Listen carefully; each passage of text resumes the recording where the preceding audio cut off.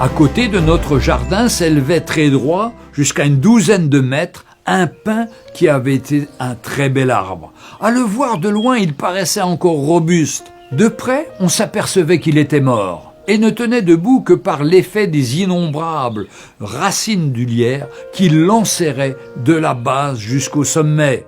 Il semblait défier le temps. Mais ce matin, le vent souffla en rafales violentes et crac, l'arbre tomba d'un coup, montrant ses racines mortes et entraînant avec lui son armure de lierre impuissante. N'est-ce pas là l'image de bien des gens? Leur apparence extérieure fait illusion aux autres et peut-être à eux-mêmes. Ils font face aux difficultés avec assurance et se conduisent honorablement. Mais il ne circule en eux aucune sève vivante. Ils sont ce qu'une certaine éducation, les traditions, les conventions de leur milieu ont fait d'eux et ils se tiennent debout par la seule vertu de ces habitudes imposées.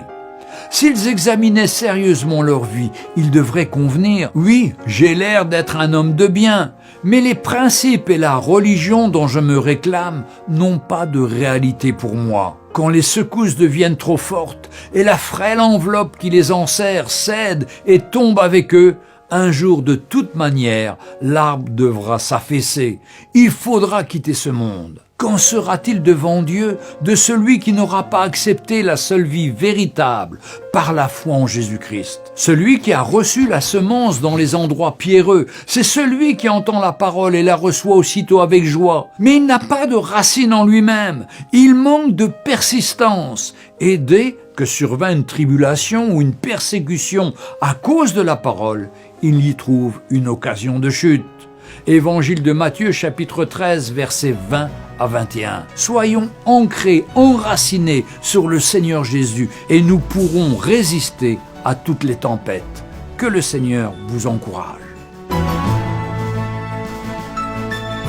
Retrouvez Un jour une histoire sur www.365histoire.com.